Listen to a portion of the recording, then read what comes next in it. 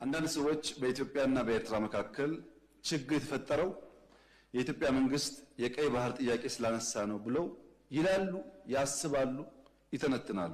ግን አይደለም። ኤርትራ ከተፈጠረች ዘመን ጀምሮ በኢትዮጵያ መንግስትና በኤርትራ መካከል ኢሹ ነበረ፣ ታውቃላችሁ። እኛ ከመጣን በኋላ አያስፈልግም ይቅርብን ብለን ሞክረናል። 5 ዓመት ለምነናል። ጸቡ የተጀመረው ብዙዎች እንደሚያስቡት የቀይ ባህር ጉዳይ ሲመጣ አይደለም።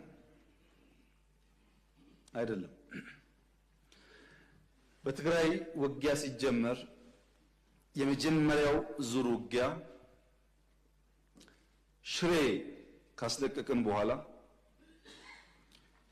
የኤርትራ ጦር ከኋላ ኋላ ተከትሎ ሽሬ ገብቶ የአንዳንድ ሰዎችን ግለሰቦች ቤት ማፍረስ፣ ፎቅ ማፍረስ ሲጀምር ጸብ ተጀምሯል።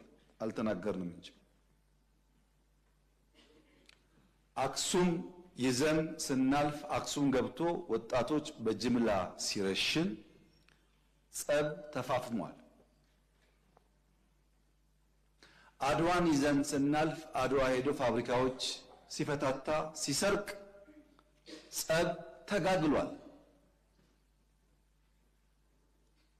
አዲግራት ደርሰን የመድኃኒት ፋብሪካውን የሚነቀለውን ነቅለው የማይነቀለውን ሲያፈራርሱ ጸቡ ጫፍ ደርሷል።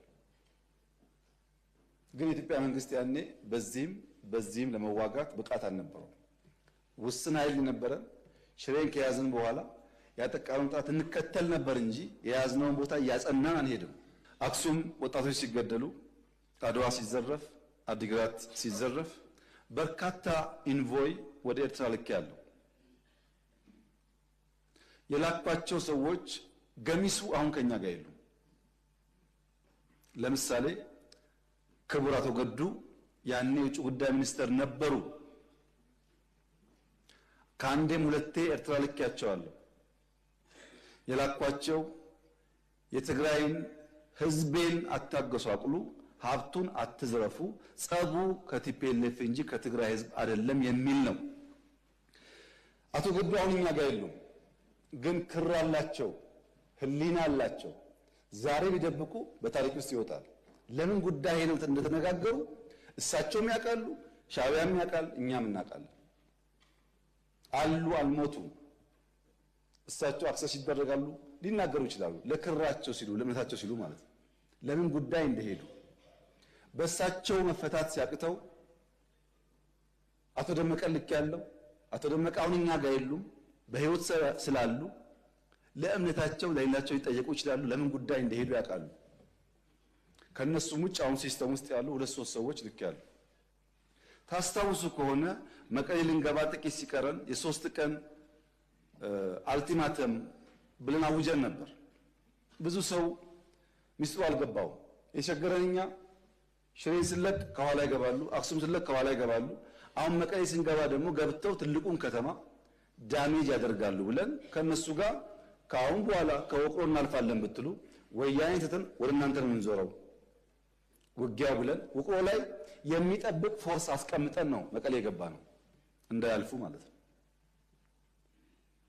ይሄ ጸብ ተፋፍሞ ሄዶ የፕሪቶሪያ ስምምነት ሲፈረም እንዴት ቲፒኤልኤፍ ሳይጠፋ እንዴት ትግራይ ሳይወድም ፊርማ ይደረጋል በሚል ነው የመጨረሻ ጫፍ የደረሰው ጸቡ። ከዚህ ኃይል ጋር ነው እንግዲህ አንዳንድ የቲፒኤልኤፍ ሰዎች ሆነው ኢትዮጵያን ለማፍረስ እንስራ ያሉት። የትግራይ ህዝብን የሚጎዳና የሚጠቅም ነገር ይሄ መንግስት ነው የሰራው ወይስ ቲፒኤልኤፍ? ሁሉም ቲፒኤልኤፍ ላይሆን ይችላል።